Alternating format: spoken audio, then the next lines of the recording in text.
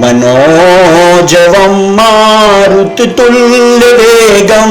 जितेन्द्रियं बुद्धिमतां वरिष्ठं वातात्मजं वानरयूथमुख्यं श्रीरामदूतं शरणं प्रपद्ये। श्रीरामदूतं शरणं प्रपद्ये।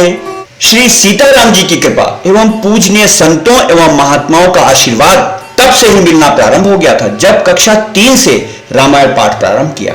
बाद में अनेक स्वनाम धन्य मानस मर्मज्ञों के प्रवचन एवं अध्ययन मनन के परिणाम स्वरूप जो दिव्य आनंद और प्रसाद मुझे मिला, उसको उन सभी को सादर प्रणाम करते हुए राम कथा मंदाकिनी के माध्यम से आपके साथ शेयर कर रहा हूं। जय श्री राम। राम कथा मंदाकिनी। वर्णानामर्थ संघानां रसानां छंदसामपि मंगलानां च कर्तारौ वंदे वाणी विनायकौ।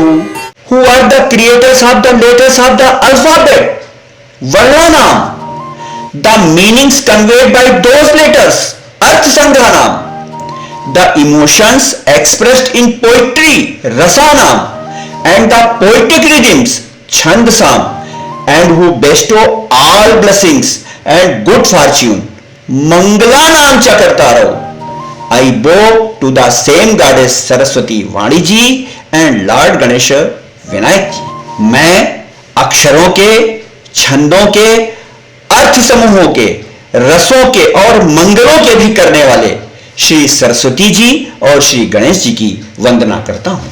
अपने ग्रंथ का आरंभ गोस्वामी जी ने वह अक्षर से ही क्यों किया, जबकि वे राम के प्रथम अक्षर रा से भी शुरू कर सकते थे। रामचरितमानस का पहला शब्द है वर्ण और इस प्रथम शब्द में रा तो आया ही है और कवि की कामना भी यही थी कि रा पहले आवे, तो अक्षर न सही पहले शब्द में तो रा आया ही है। दूसरा कारण तुलसीदास जी चाहते थे कि जिस अक्षर से शुरू करें उसी अक्षर से समापन भी हो। वर्णानामर्थ संघा नाम लिखकर पहले श्लोक को वा अक्षर से प्रारंभ किया और अंतिम श्लोक के अंतिम पंक्ति का अंतिम अक्षर भी वा ही रखा।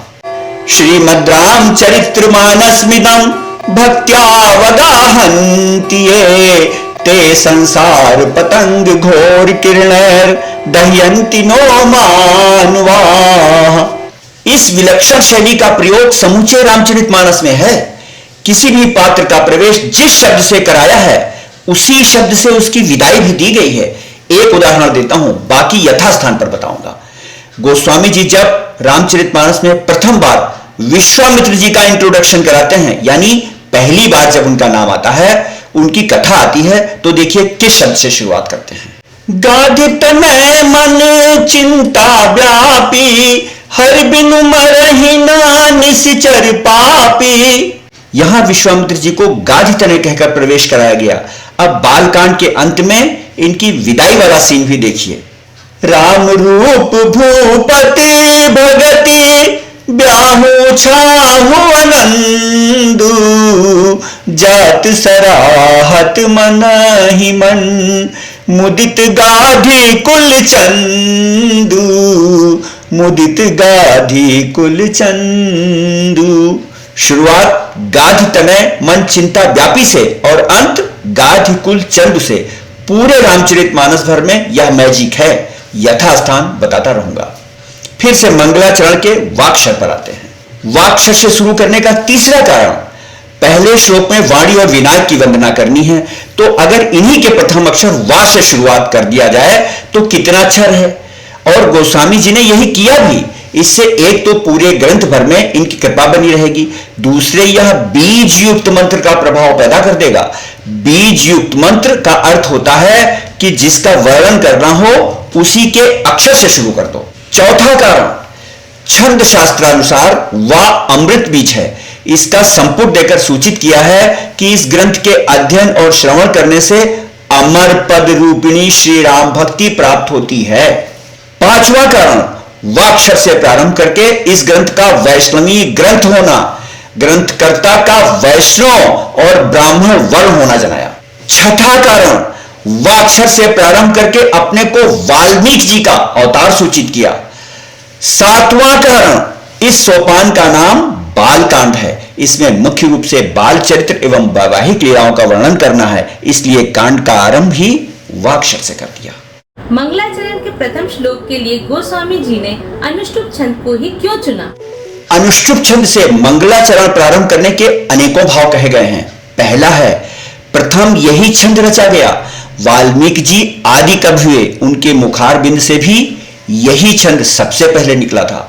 दूसरे, वाल्मीकि रामायण का मंगलाचरण भी इसी छंद में है, अतः पूर्व जन्म के संस्कारवश उसी छंद से मानस का मंगलाचरण किया गया है। गोस्वामी जी तुलसीदास जी के समकालीन सुप्रसिद्ध संत एवं भक्तमाल रचयिता नाभा नारायण दास जी ने भी उनको वाल्मीकि जी का अवतार कहा है। कलि कुटिल जीव निस्तार हित वाल्मीकि तुलसी भयो। दूसरा भाव है, अनुष्टुप छंद के चारों चरणों में 8-8 वर्ण होते हैं।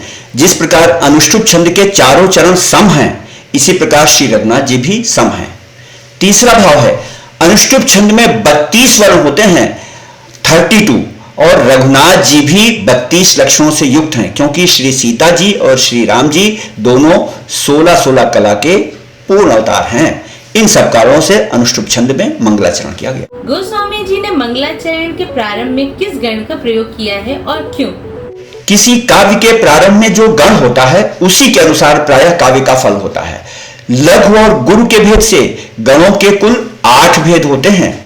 मगण, यगण, रगण, सगण, तगण, जगण, भगण और नगण। उपर्युक्त 8 में 4 गण मगण, यगण, भगण और नगण मांगलिक हैं और शेष अमांगलिक। पिंगल शास्त्र के अनुसार अमांगलिक गणों को ग्रंथारंभ में स्थान न देना चाहिए।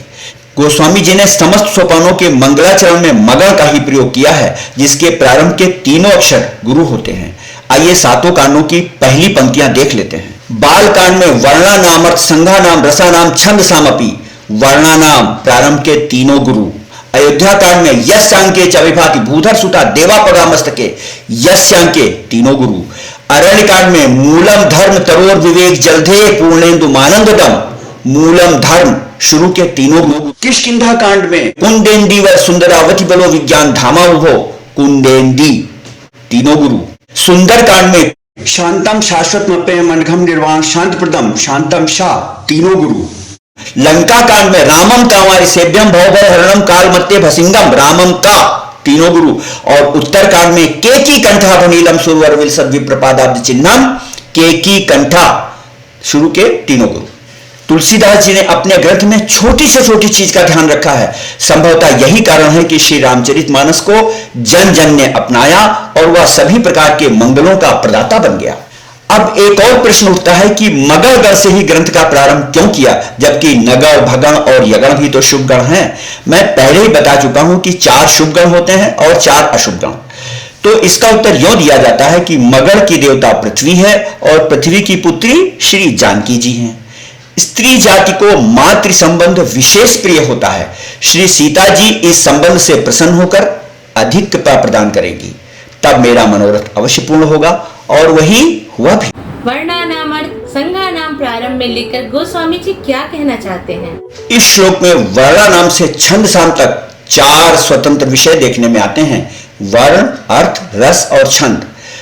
वर्ण से शब्द बनता है और फिर उस शब्द का अर्थ मस्तिष्क में घुल जाता है। वर्णार्थ शब्द प्रारंभ में रखकर बताया कि हमारे काव्य में शब्दार्थ, वाक्यार्थ, ध्वन्यार्थ के साथ साथ सभी शब्दालंकारों और अर्थालंकारों का समावेश मिलेगा। इसको प्रारंभ में लिखने से उनकी हार्दिक इच्छा है कि उनके इस ग्रंथ में वर्ण, अर्थ, रस और छंद अच्छे हों में, अर्थात मधुर हों, मैत्री युक्त हों, प्रसाद गुण युक्त हों, थोड़े ही अक्षरों में बहुत और विलक्षण अर्थ भर दिए जाएं, श्रृंगारादि रस अपने अनुभव, विभाव, संचारी और स्थायी अंगों से परिपूर्ण हो, इत्यादि इत्यादि।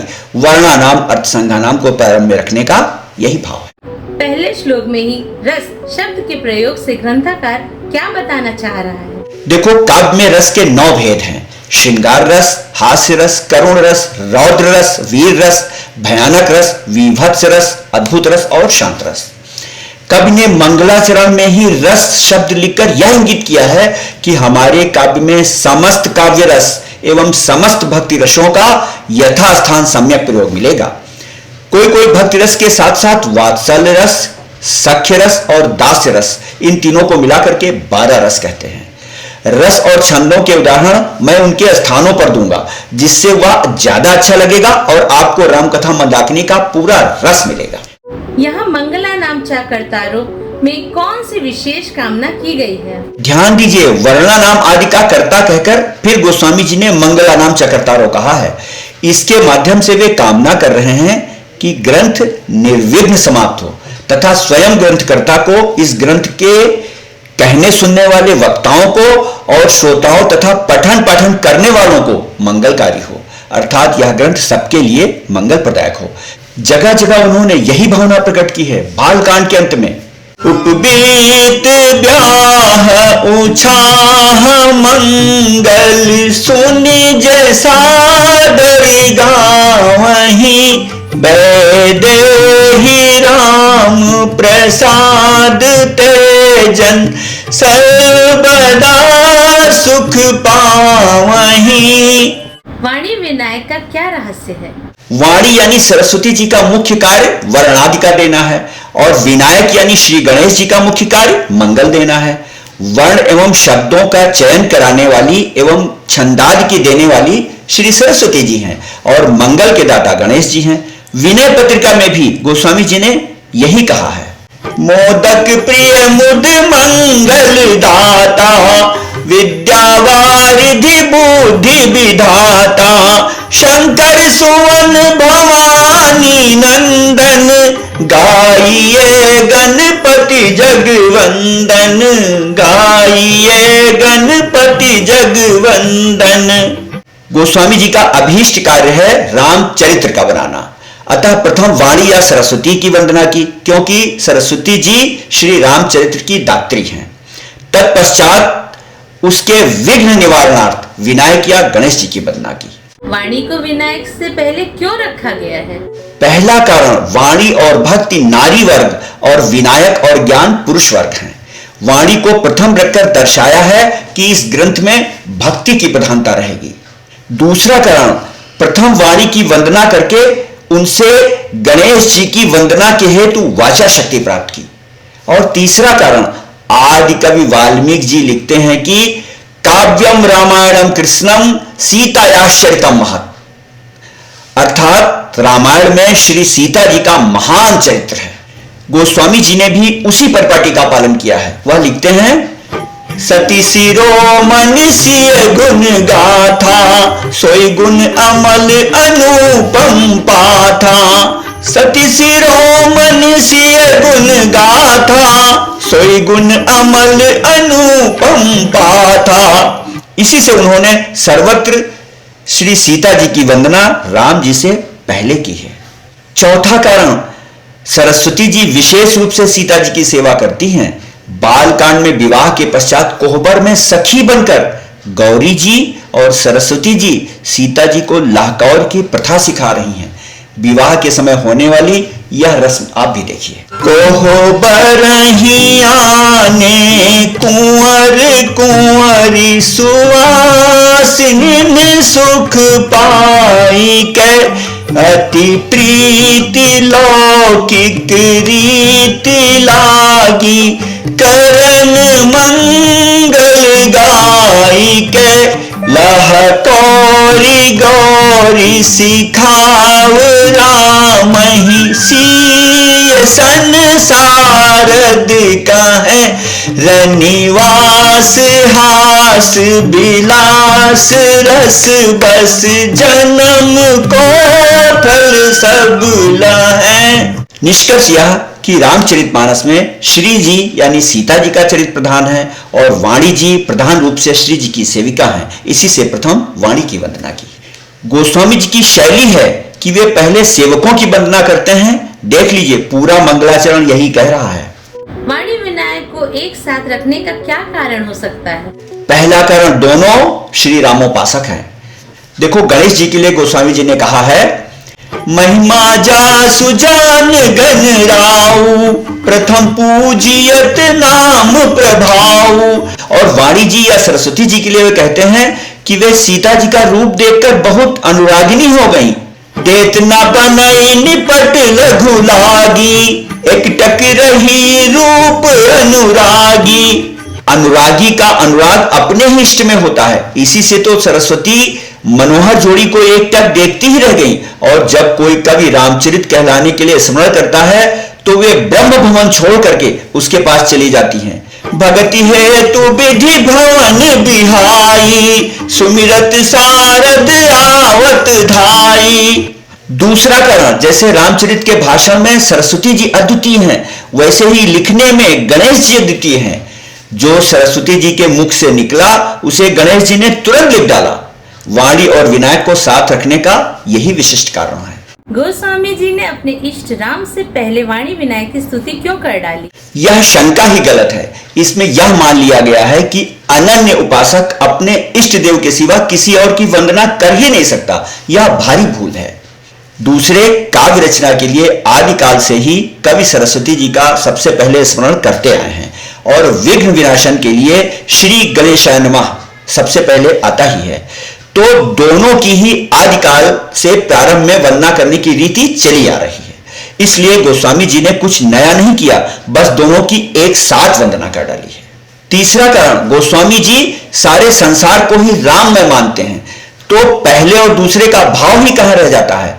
जब सब राममय हैं तो कोई भी पहले और कोई भी बाद में। जड़ चेतन जग जीव जत सकल राम में जानी, बंदों सबके पद कमल सदा जोरि जुग पानी। देव दनुज नर नाग खग प्रेत पितर गंधर्व, बंदों किन्नर रजनी चल कृपा करहु अब सर्व।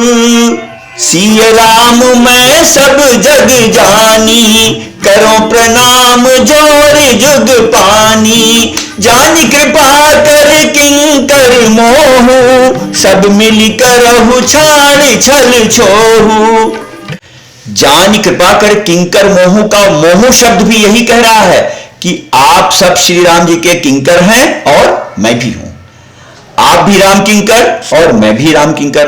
तो राम का किंकर जानकर ही मैं आपसे प्रार्थना कर रहा हूं, पहले और बाद की बात ही कहां है। कोई कोई कहते हैं कि इस पहले श्लोक में सीता राम जी की वंदना की गई है, वह कैसे? इसको समझने के लिए इस ग्रंथ के अन्य तीन वक्ताओं ने प्रारंभ में किसका मंगलाचरण किया है यह समझना पड़ेगा।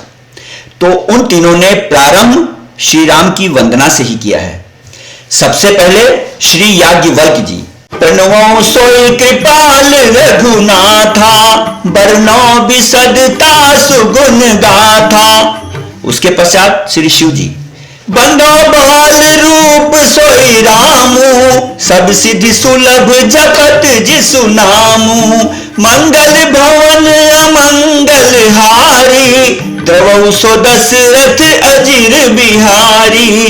कर प्रणाम राम ही त्रिपुरारी, हर्षि सुधा सम गिरा उचारी। और अंत में श्री काकभूषण जी, भयउता सुमन परम उछाहा, लाग कर रघुपति गुण गाहा। प्रथम ही अति अनुराग भवानी, रामचरित सर कैसी बखानी। तो जब सारे वक्ता पहले राम की वंदना कर रहे हैं, तब भला गोस्वामी जी अपने इष्ट देव को छोड़कर क्यों वाणी विनायक की वंदना करने लगे? ऐसा सोचकर कोई कोई रामानन्य महानुभाव इस शंका के निवारण में वाणी का अर्थ सरस्वती न करके श्री सीता जी ऐसा अर्थ करते हैं, और विनायक का अर्थ विशेष नायक श्री रघुनाथ जी करते हैं, क्योंकि श्री रामचंद्र जी संपूर्ण ब्रह्मांडों के नायक या स्वामी हैं। शिव बिरंच सुर जाके सेवक, सपने हूं आन भरोस न देवक। शिव बिरंच सुर मुनि समुदाय, चाहत जासु चरण सेवकाई। तो इस तरह से कुछ महानुभाव वाणी से श्री सीता जी एवं विनायक से श्री रामचंद्र जी का ग्रहण कर लेते हैं और कहते हैं कि पहले श्लोक में श्री सीताराम जी की वंदना की गई है। चैनल को सब्सक्राइब करना ना भूलें। जय श्री राम।